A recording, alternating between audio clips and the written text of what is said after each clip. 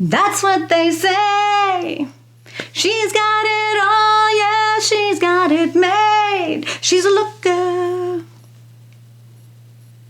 I forgot the rest of the lyrics.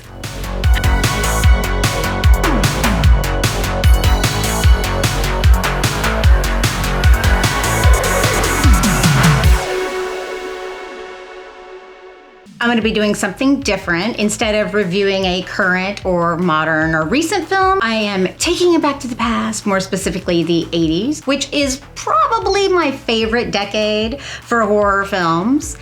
The 90s comes close because I really do love Full Moon. Don't judge me for that. 1981 to be exact. And I'm going to be talking about Looker. Written and directed by Michael Crichton, it stars Albert Finney, James Coburn, and Susan Day. I'm gonna keep this talk as spoiler-free as possible, but I will tell you, I will probably give a little bit more away in the synopsis. I mean, this film is like freaking 81, 91, 2001, 2011, 2021.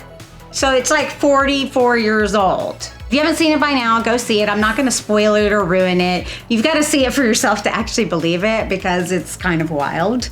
I hadn't seen this film in ages, but it was one that stuck with me ever since I was a little Crystal. And I remember watching it on the television thinking, oh my God, this is so crazy. This is so futuristic.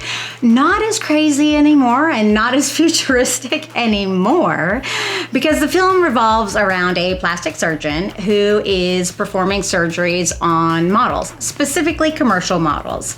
And these models bring him a sheet down to the millimeter of what needs to be fixed or tweaked on their face.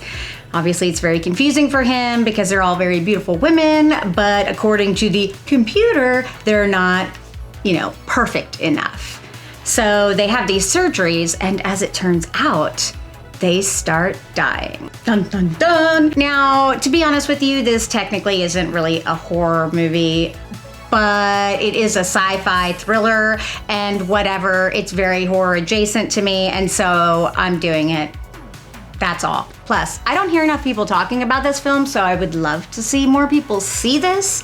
Just so you know, I had a hard time finding it. I was able to rent it on VOD. I do believe there is a DVD and maybe even a Blu-ray out. The quality was pretty decent. I rented it from Amazon, but I had not seen it in ages. So did it hold up to the test of time? Actually, yes and no. I still love this film. I think this film is amazing. I think conceptually, it was far ahead of its time. Of course, Michael Crichton. I mean, come on, Jurassic Park. I mean, we all know that the dude was a genius and wrote some amazing sci-fi. I like that his brand of sci-fi is things that, people would probably do this and people would probably be a little messed up and actually get to this point because people.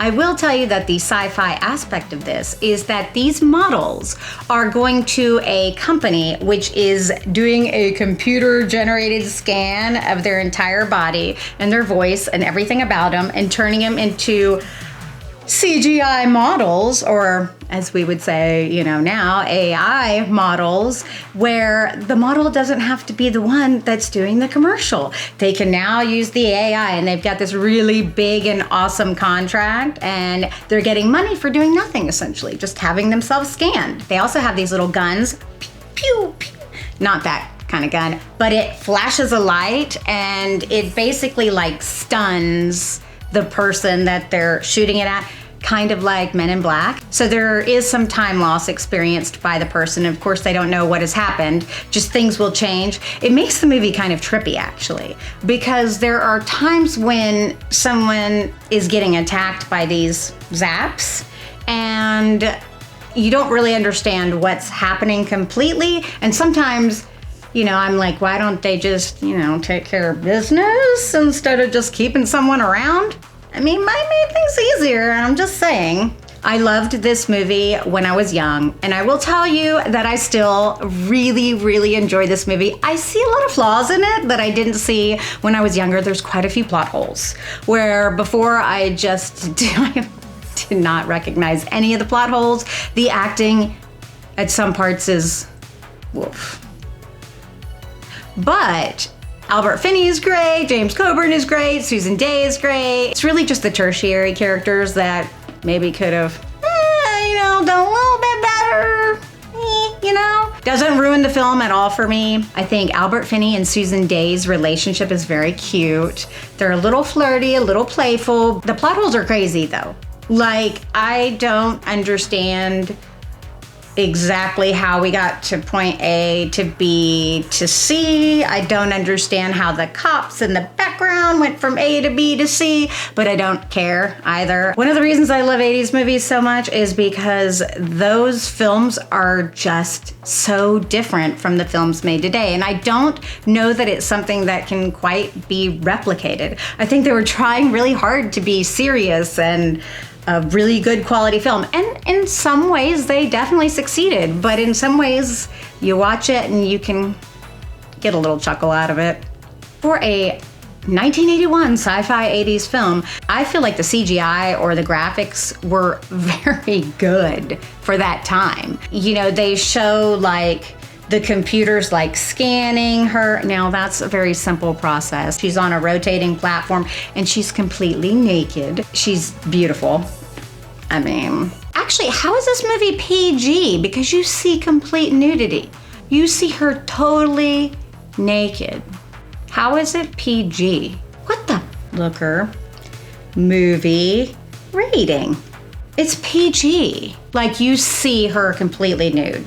And you see her completely nude for quite a while, and she's on a spinning platform, and then you see a computer image of her naked. That's wild. How is that PG?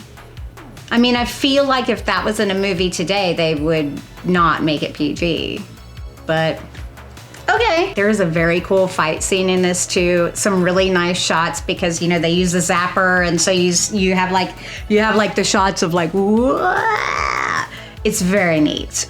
I've got to admit, I don't know how old Albert Finney was in this film, but he doesn't seem very young, but he was pretty much playing the action star here because I know they had to kind of throw him around a bit. I mean, I guess they could have used a stunt double. There's a shot where a woman falls from her balcony and lands in the car, and like the slow-mo of that, absolutely crazy. It looks so wild. I'm like, how did they do some of that? So I say the effects overall in general and the shots are actually really cool. Susan Day's character is filming a commercial and she's having to jump. She's playing volleyball and she's having to jump, but the computer is deciding like exactly where her body needs to be for this jump. So she has to keep jumping, and I guess apparently she can't jump that high. I mean, okay, like obviously she can only do so much, but she does it over and over and over in the falls, and I think it's so great because basically what the computer is trying to do is it's trying to pretty much analyze where people look on a commercial and make them constantly look at the product and focus on the product instead of the people, which is kind of odd that they would be so focused on the perfection of the person if they're more focused on them looking at the product. But I guess that perfection actually makes them not as visible because, they're not drawn to that. But that doesn't make any sense really, does it? See, those sorts of things are kind of in the film where things don't really make complete sense. I mean, Michael Crichton wrote for Sci-fi. I don't think he wrote for the human eye because I'm like, well, I tend to be more attracted to people that have weird looks and faults and look odd or different. That's generally where my eye gravitates toward. So I guess in my case, that would be applicable because, if they're like, I just don't really, I probably would be looking at the product. So that could make sense. Perhaps there's something to that. But basically, the whole concept of this organization is just to keep people focused on the television and focused on the product, and then hopefully buying the product, of course. Also, I have to say that the title song is so freaking awesome. The song kills. The song is phenomenal. Who's the song by? Obviously, the song is called Looker, and it's by Sue Sad. Sue Sad.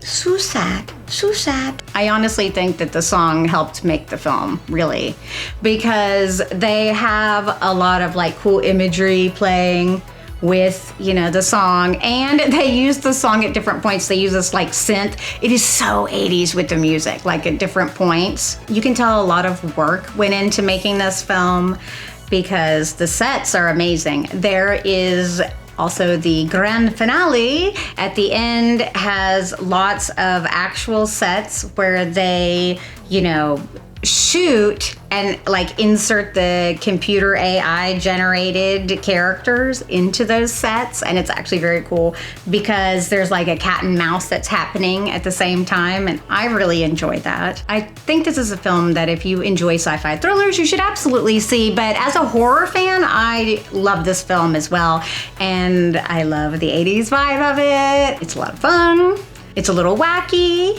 but it's very, very cool. I am sorry for being gone so long. I really appreciate you so much for watching and sticking with me, and especially my Patreon members. I don't deserve you. You're all so very, very, very wonderful. I really appreciate the comments that some of you have left about asking if I'm okay and where I've been, and I appreciate that. Like, it's very sweet and it means a lot to me. I don't always respond, but I do read them all.